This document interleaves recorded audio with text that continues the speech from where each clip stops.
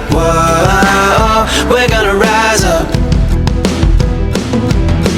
Whoa, we're gonna rise up. Whoa, not gonna give up. Whoa, we're gonna rise up. Rise up, yeah. Oh, we're gonna rise up.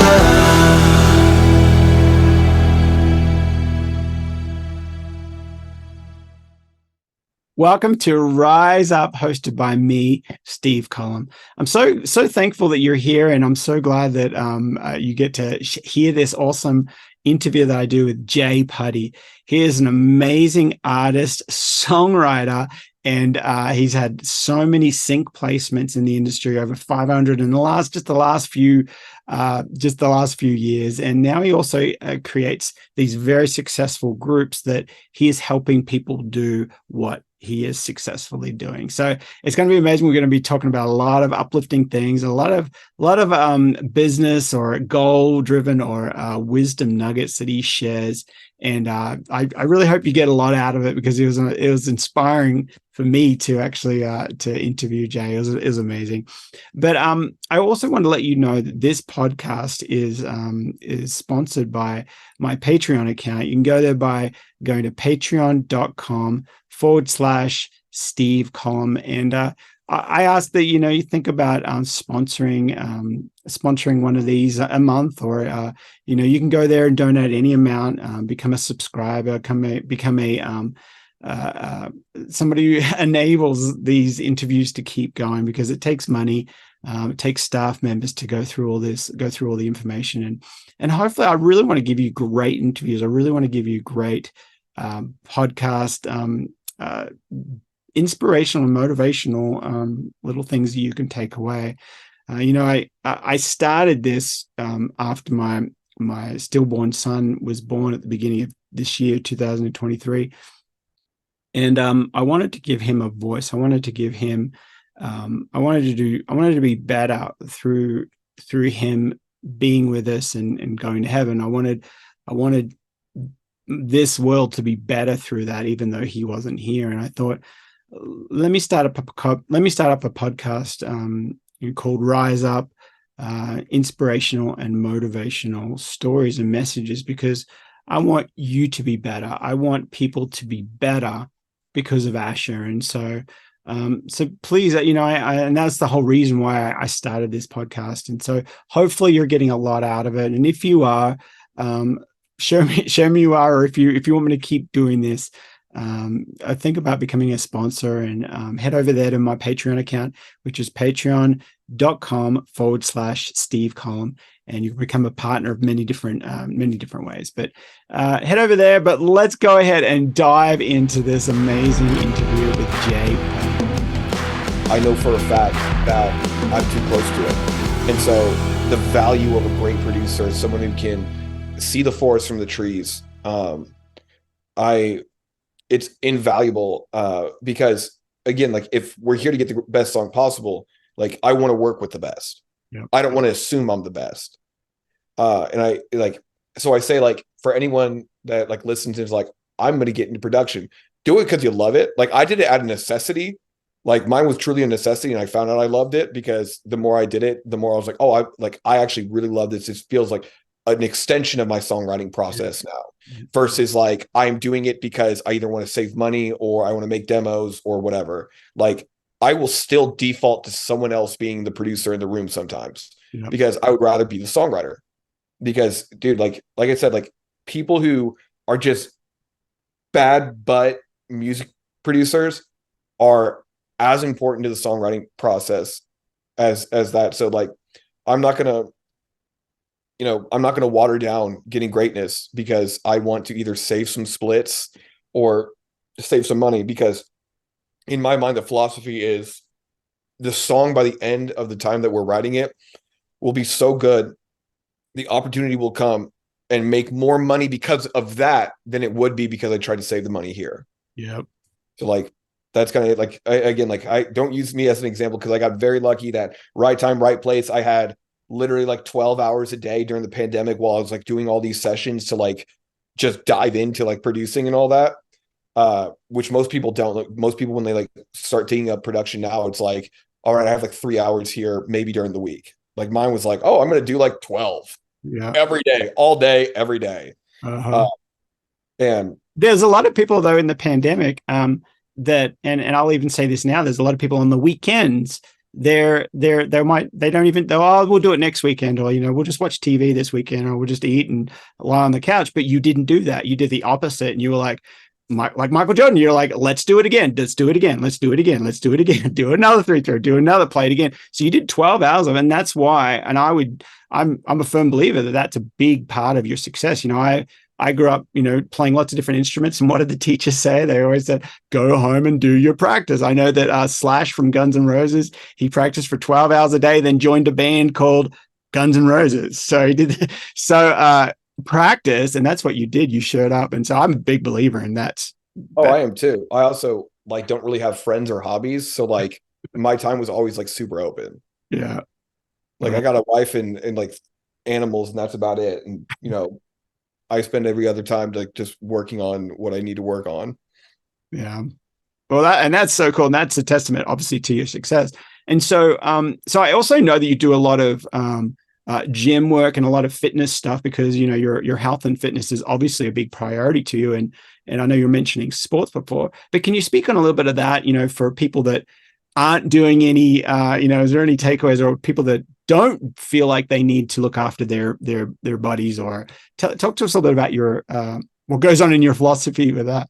So my philosophy is kind of like, so I am a pretty big like health and fitness nut. I usually try and go to the gym by like 4:35 a.m. in the morning. Wow, that's awesome. Because like through like a lot of the injuries I had like growing up, like my mental, if I'm not on top of it, I feel foggy. And like working out and eating right, I mean, drinking like a gallon of water a day. Yeah.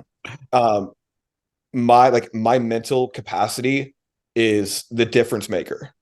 Mm-hmm. Like if I'm not like taking care of myself, I'm not at my best. And if I'm not at my best, I'm not doing the best. Yeah. And so like going to the gym and like eating right, and I'm not sitting here, be a bodybuilder, like, be 6% vascular, shredded, all that kind of stuff. But like, I do notice like the days that like if I don't work out and I have to be creative, like it takes me like a little longer. And so for me, like I want to, if I'm showing up and I'm working with somebody, I want to know that they're getting the best out of me. And by doing that, I need to get the best out of myself. And so like the fitness is a big thing. Make sure to run like 20 minutes in the morning, do a weightlifting, try and get like decent breakfast, try not to eat like crap all the time, even though this weekend I definitely did indulge in way too much. Right. But I believe it's just as much part of the creative process, because if your mind is right and your body is right, then you can be really great creatively. I hear people say all the time, they're like, oh, I'm like in a writer's block. And I'm like, well, have you tried this? Have you tried this? And they're like, yeah, like I tried writing songs. I tried doing that. I'm just like, it sounds dumb, but I'm like, have you tried going for a run? Have you tried drinking water? Like, have you tried taking care of your body? That's like, I don't like, I'll be honest, I don't really get writer's block because because I schedule all my like writes and like productions in advance. And I make sure that like when it's time for me to show up, like I have plenty of ideas to start working with. I have song titles, I have melodies, either production starts, because I go, if I'm not prepared, I'm not doing the best. And like that all stems from like the discipline of like going to the gym and waking up and making sure I'm taking care of my body. Yeah. Gosh, that's so powerful. And then I 100 million times present agree with that. That's so powerful, because even if you just like, even a simple thing, if you run for like maybe the way I look at it, sometimes if you run for maybe 10 minutes or even 15 minutes 2 or 3 times a week, you're probably over the span of your life, you're probably adding years to your life. Like just and it's just like amazing just doing that. Every time you put down some packaged snack or something, you say, you know what, I'm not going to buy that, or I'm just going to, or you're not going to buy it. You're probably adding a week to your life. It is as simple as that, I think. It can't, dude. It really can be. Like before I got into like the fitness as much, like my brother's a personal trainer, used to do like all like the WWE wrestling. And so like when he retired from doing that, he got really into fitness. And dude, the change that like food can do for your body is truly mind-blowing. And like, I know, like, I can tell by the accent, like, you don't really seem like you're from America. No, I'm see from Australia. That's why I laughed when you said "G'day, mate" or whatever you said earlier. Yeah, I always get told it sounds more Kiwi than actually Australian, but you know what? I try my best. That's But right. like, Everybody says, "Are you from New Zealand?" I just write their name down on a list and say no. but you've made the list. I'm kidding.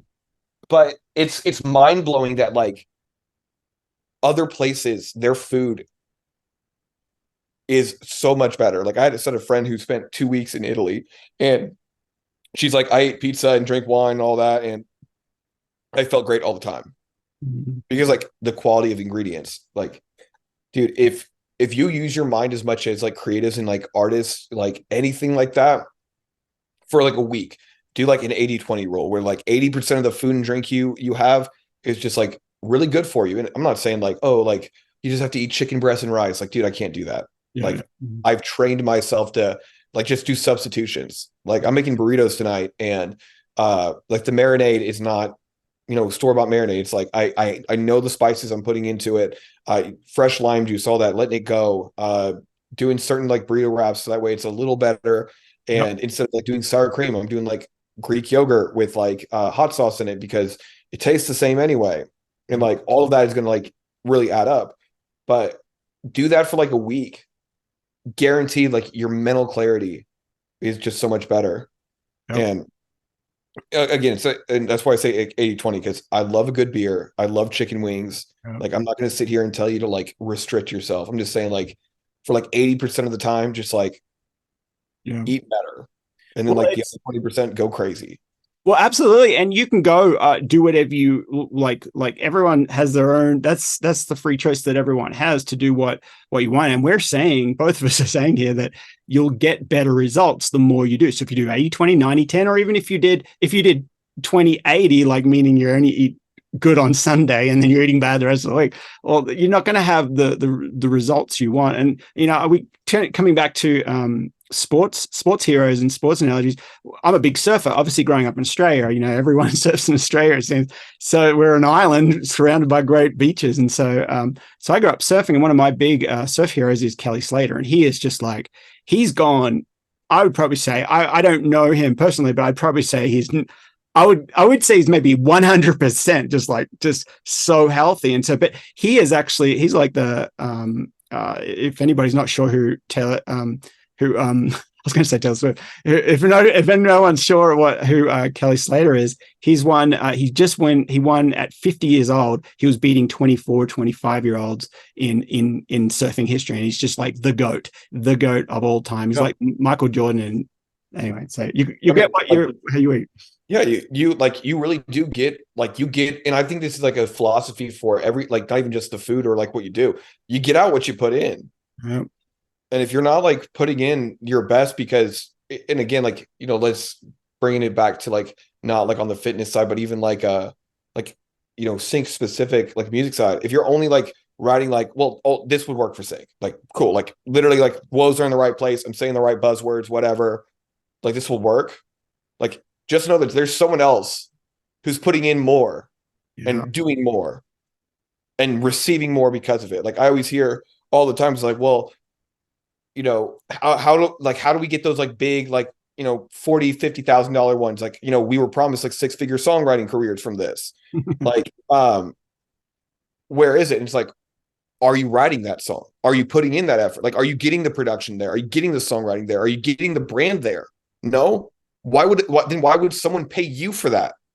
And like, it's kind of like a tough pill to swallow, but it's a question I ask myself all the time. Like when I'm trying to finish up a song, do I go, is this worth to somebody else? Because that's who I'm trying to impress. Like those supervisors, those agents, those publishers, whoever, is this song good enough to make them go, here's $50,000? And if I even hesitate for a second and say no, there's my answer. Yeah. Because Chase, Busch Gardens, Ralph Lauren, Carnival Cruise, like they're trying to sell millions of dollars of revenue. They're not going to skimp on something that will not do that for them. Yeah. And like, that's a philosophy we have to like take into our songwriting. Like if we don't put in that work to make it that way, we're not going to get the results we want. And like, that's like, not like to be like rude or harsh. It's just the truth. Like, Yep. just because we feel like we put our effort into it doesn't mean the people who are going to pay for it will feel that. Right. And it's our job to make that happen. That's an amazing gem that, you know, that's a great question to ask yourself. And I get this question all the time is like, okay, if you want it to be so good, when do you know that, especially in the songwriting and the production world, it's like, we've both met people that are sitting on that one mix for 6 months. And it's like, it was long done. You could have done 100 pieces of music since. So when is it done? When is it at that point where you think it's the best it possibly could be? What would you say to those kind of people? I would say that is the catch-22. Yeah. You'll never feel like it's done, because I mean, there's so many songs I listen to now that I have, and I'm just like, I could have done this better. I could have done that better. And that might be why I haven't gotten the success I want out of them, or whatever, like things down the road. We never know. But if you feel like you've emptied the tank at least once on it, I feel like that's like usually when you know. Like, I've done songs where it's like I've emptied the tank and I'm like, all right, like I think it's great. I've shown people they think it's great. I'm just gonna, like, this is it. This is my stopping point. And then I can go back like 2 weeks later and it's like, oh, I could have changed that. It's like, well, too late now. Yeah. Because like if I empty the tank and I still feel really good about it, and I feel like, you know, I asked myself that question, is this a $50,000 song or whatever? And I can still say yes, like confidently, that's a good stopping point. It's kind of like, just like I said, like it's emptying the tank. Like on a fitness thing, I was listening to somebody talk about it. It's like, why are you quitting your workout when you still have like reps in the tank? And I'm like, yeah, you're right. Like, why am I doing it? That's good. Yeah. Wow, that's amazing. And gosh, man, you've dropped so many great gems, so many great things. And I know the viewers and the listeners will have to go over this a few times because you've said some great things. And as we're kind of wrapping up, I wanted to kind of ask you and throw out another question for you. As you know, the people listening are from all walks of life, you know, and they're trying to start a business, or they're trying to step out into some area. And I know you've dropped so many great gems already, but what would, if you had to kind of summarize it up, or just out of your life story, if you had to kind of give one or two little takeaways just for people to be like, you know what, after listening to Jay's interview, I'm going to do that one thing that he said, or that second thing that he said. What would you kind of say to that? You've already dropped a bunch of great gems already. I would say, if there's anything that anyone takes away from this, it is the same thing that I took away from Randall Foster. And it's something that I live by. It's something that, like those Facebook groups, everything like that, I live by. Build a longer table, not a taller fence. Oh gosh, say that again. Build a longer table, not a taller fence. Explain that a little bit. Spend more of your time making people feel welcome and giving away than you are restricting people from being with, like, in your proximity. It's like the philosophy for like songwriting. Like if someone like reaches out to me and they're like, hey, like, you know, I'm trying to get into like sync or write K-pop. Like, how can I try and either like write with them, or like I give them a brief. Like it's the same thing with like what I do with the pitch list. It's like, here's knowledge, here's brief, here's people, here's access. Like, if you really truly believe in yourself that much, I'm going to give you the tools to bet on yourself for it.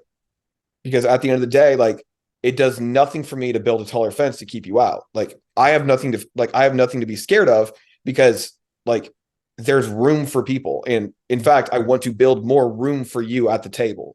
Yeah.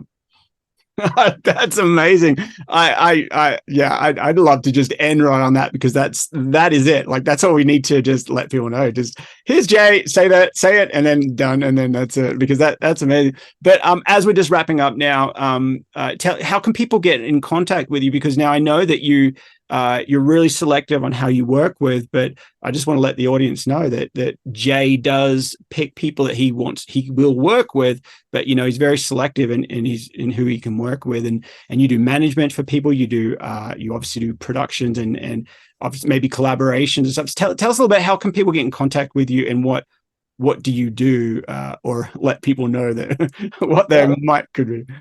So you get like on any social media, because I know like emails and all that, like you can get my email. It's just management@jputty.com, but socials like @jputty for everything, JAYPUTTY, like the silly kind.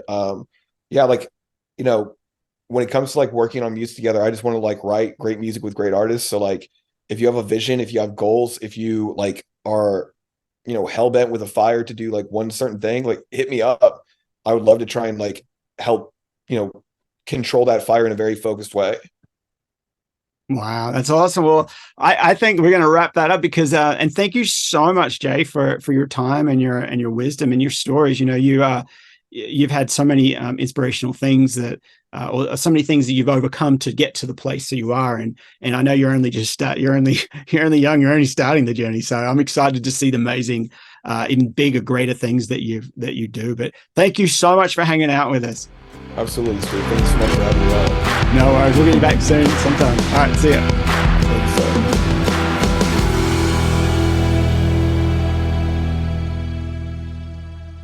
That was so amazing. Thank you so much, Jay, for your time and your wisdom. You shared so many great points, great takeaways.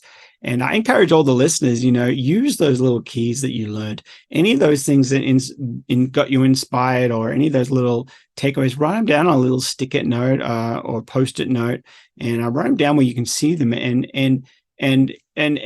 read it over the next few days. Read it over, whether you're driving in your car or when you get to work, put it on a little stick-it note or a post-it note, put it on your car, or meditate over that. Go over those words many, many times, because one thing I've learned in teaching and mentoring and coaching people is repetition is the key to learning. And so going over it, reading over those notes, it helps absorb, and it helps you to do what you're writing down that you want to become or accomplish. So I'm so glad that you got a lot out of it. And also I want to let you know, please head over to my Patreon account, patreon.com/Steve Kalm, and seriously think about becoming a supporter, a partner with me to continue these amazing interviews. And I want to interview so many people and give you guys so many amazing inspirational and motivational stories. So head over there, and I will see you there, and I'll see you in the next one. Whoa, we're gonna rise up. Whoa, not gonna give up. Whoa, we're gonna rise up.